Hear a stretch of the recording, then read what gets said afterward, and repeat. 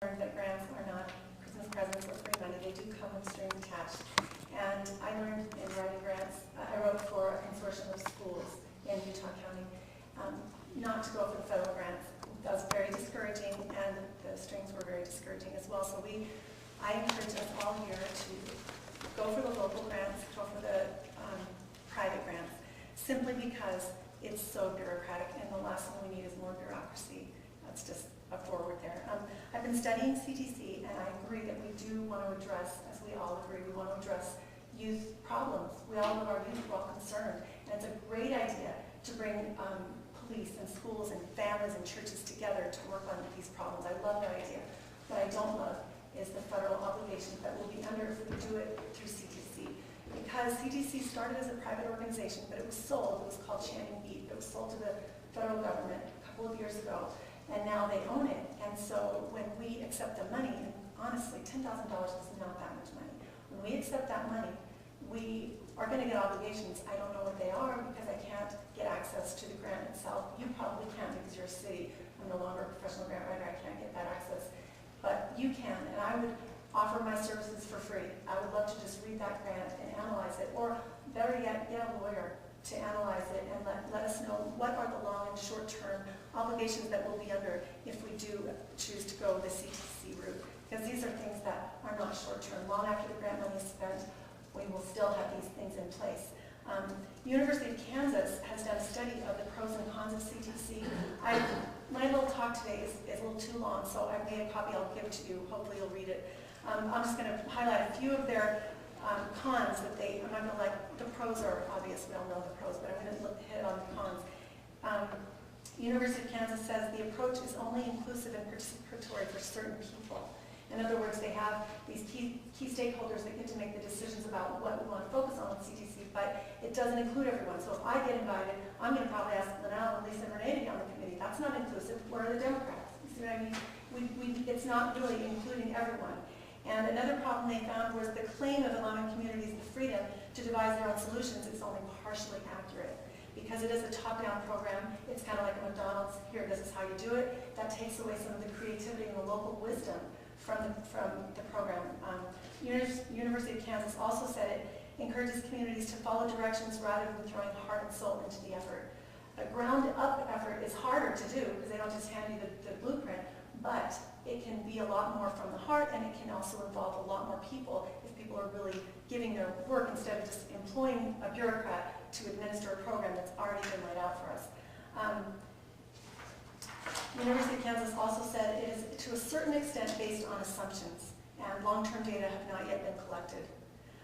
Also, it says there's less flexibility in the model that might be desirable. What's most appropriate or effective for one group may not be for another community across the nation. We're all different communities. I added a couple of my own disadvantages to what the University of Kansas had found. Being owned by the federal government, it makes us beholden to their rules and their agendas, which may not match those of Heber City. CTC will require ongoing solicitation either of federal funding or taxation or local ways of finding that money. So we need to really have a good cost analysis before we move forward on this. CTC adds a layer of bureaucracy and government salary. CTC asks for archival and ongoing data to be collected and shared with the federal government. They do say that it's aggregate data, meaning clumped data, not saying Johnny Jones, who's 7 years old, has a problem with Ritalin. But nevertheless, in a small community like ours, that data may not really be fully protected and really private, depending on the nature of who is a stakeholder, who is able to access those documents, and whether or not the aggregate data remains in aggregate form. Because of another issue I'm working on, I've done a lot of research on local data privacy and federal data privacy issues, and these things are so fuzzy that there are lawsuits happening on the federal level right now about data privacy issues. It's a huge, some people say it's the civil rights issue of our time, is privacy, human privacy. So I think that's another whole thing that we need to carefully analyze before we move forward with CTC is who's going to get the archival data, who's going to get the data collected from the youth surveys, and who's going to see that? Which eyes are on it, and how do we know that the wrong eyes won't use it for purposes that it was never intended for? That's a big one for me. The most concerning red flag of all for me with the CTC is when actually looked at the survey itself. The survey itself is here. I don't know if I'll have time to go through all my concerns, but this here is from Communities That Cares PDF online. It says risk factors, protective factors, and problem behavior indicators. Now, some of them are obviously, we all agree, but some of them we don't. Like, we all agree that the availability of drugs is going to be a risk factor. But what about this? Norms favorable toward drug use, firearms, and crime. All in one sentence. This is Heber City. Our kids are always out doing target practice and shooting deer. Firearms are a norm in our community. So maybe in the heart of New York City, they worry about a kid having access to a gun because they have tons of gangs. We don't have tons of gangs here, and we do have a lot of people who really strongly believe in gun rights rather than gun control. Now, even in this room, we may not agree on that, but my point is, whether or not gun control is a wicked thing or a wonderful thing is not the issue. The issue is this has values embedded in it. And if we allow the federal government or CTC to write these questions that our students will be reading and answering, that's kind of giving us a doctrine that we may not really agree with. So my recommendation would be, if we want to do a program like CTC, great, but let's have qualified people write the questions for our own community. We can even use this as a template, but let's change it so that it says we don't see firearms, crime, and drug use all in the same risk factor. Some of the other issues on the same question, they say family history of problem behavior, family management problems, family conflict, family parental attitudes and involvement. And so I think some of these family issues also, I'm not comfortable with, especially when some of the questions ask things like, are your parents providing enough fun for you or something like that? Like, what kid is going to say yes on that one? I mean, that's just a wrongly worded question. Another one, are you close to your mom and dad? Well, not today, you know, my mom is PMSing and I can't stand it. You know? I mean, things like that happen. Kids, these questions, I just intellectually don't agree with the way the questions are written. But the really worst thing about these questions is 10-year-olds are going to be reading this, okay? Now, I don't even know, except for the context, which of these drugs are prescription drugs and which are awful drugs. Like, for example, they have Adderall, never heard of it. I wouldn't know that from ecstasy. Happens to be a prescription drug.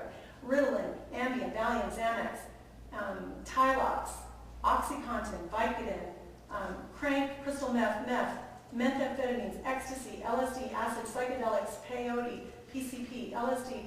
Some of them I know, some of them I don't. Now, I may be, you know, a little on the Molly Mormon side, but nevertheless, I know my 10-year-old has not a clue. I mean, he knows what beer is because of commercials, but I don't want my 10-year-old exposed to this. I think that this is an innocence alert.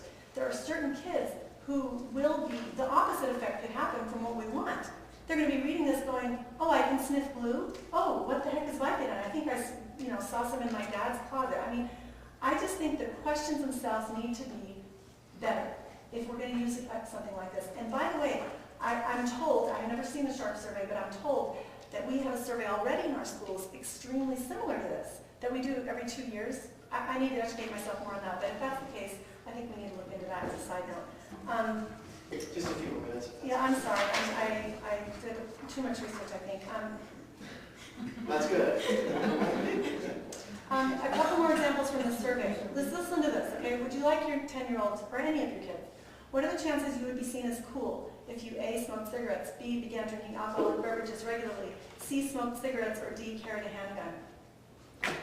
I mean, are they asking which one of those makes me the most cool, or it doesn't even make sense. That's an exact question.